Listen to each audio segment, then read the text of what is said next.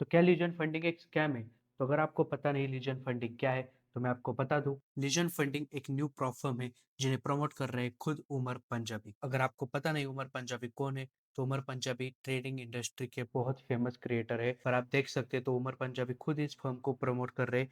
तो क्या एक फर्म एक स्कैम है या एक फर्म जेन्युइन है, आज इस वीडियो में हम यही देखें। तो अगर बात की जाए फर्म आपको क्या क्या ऑफर करती है, तो सबसे बड़ी बात ये फर्म आपको यूपीआई का ऑप्शन देती है। तो आप पेमेंट करने के लिए यूपीआई यूज कर सकते हो। आप पेमेंट रिसीव करने के लिए यूपीआई पेमेंट यूज करते हो, जो सबसे बड़ी बात। बहुत सी फर्म ये ऑफर नहीं करती। और बात की जाए तो ये क्लेम करते हैं 24 आवर्स में ये पे आउट आपको दे देती है। और उमर पंजाबी ने खुद बोला है कि जितने भी पे आउट अब तक दिए हैं वो 10 घंटे के अंदर ही अंदर दे चुके हैं। अगर हम इनके प्लान्स की बात करें, तो इनके पास 2 step, 1 step, instant funding, fast track, ऐसे कुछ प्लान्स है जहाँ पे मैक्स एलोकेशन $400K तक की है।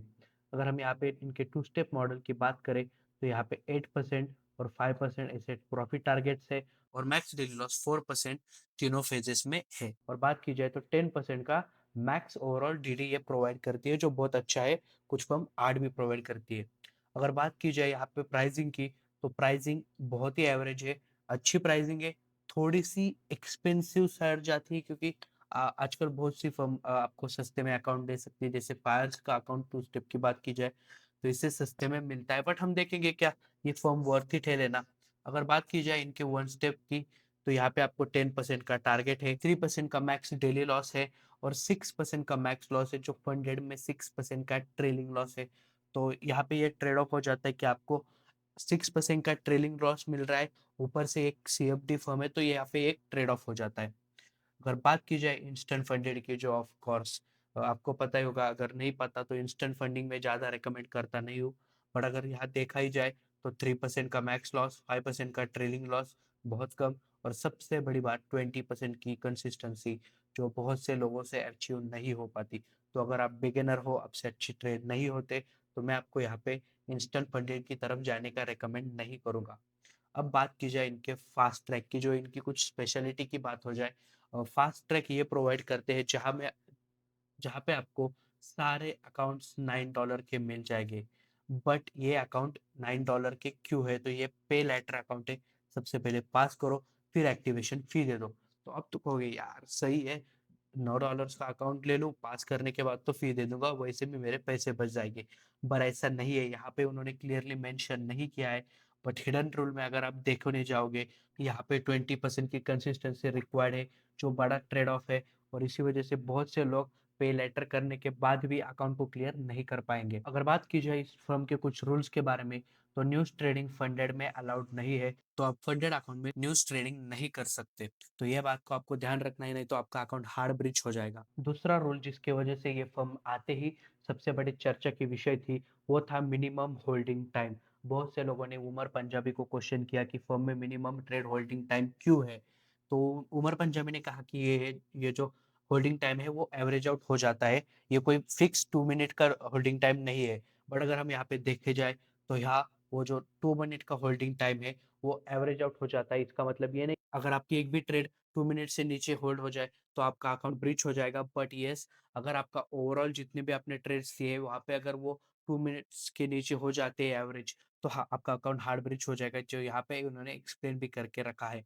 जैसे उन्होंने जो एग्जाम्पल बताया उसके हिसाब से, अगर आपके 5 ट्रेड्स लिए हैं और उसमें कुछ होल्डिंग इस तरीके से था, तो आप देख सकते हो कि टोटल ड्यूरेशन होता है 20 मिनट्स। आपने 5 ट्रेड लिए तो 4 मिनट एवरेज आउट हो जाता है। तो ये आपको 2 मिनट के अंदर नहीं जाने देना। तो ये किन के लिए प्रॉब्लम है, जो लोग एक ही ट्रेड में अकाउंट पास कर देते हैं और वो ट्रेड बहुत ज्यादा फास्ट होती है, टिक स्कैल्पिंग होती है, तो वहां पे वो प्रॉब्लम क्रिएट कर सकते हैं। और कुछ बेसिक बातें की जाए, तो हर सीएफडी फर्म की तरह यहाँ पे कॉपी ट्रेडिंग अलाउड नहीं है। लीजन फंडिंग आपको कॉपी ट्रेडिंग अलाउड नहीं करता है। और उससे भी बड़ी बात, लीजन ट्रेडिंग आपको आपके अकाउंट्स के बीच में भी कॉपी ट्रेडिंग अलाउड नहीं करता है। तो जो एक ट्रेड आप अकाउंट में ले रहे हो, आप वो सिर्फ एक ही अकाउंट में ले सकते हो। तो आप एक साथ बहुत से अकाउंट पास नहीं कर सकते, जो बहुत सी फ्यूचर फर्म तो अलाउ कर देती है, बट सीएफडी में बहुत सी फर्म बैन कर देती है।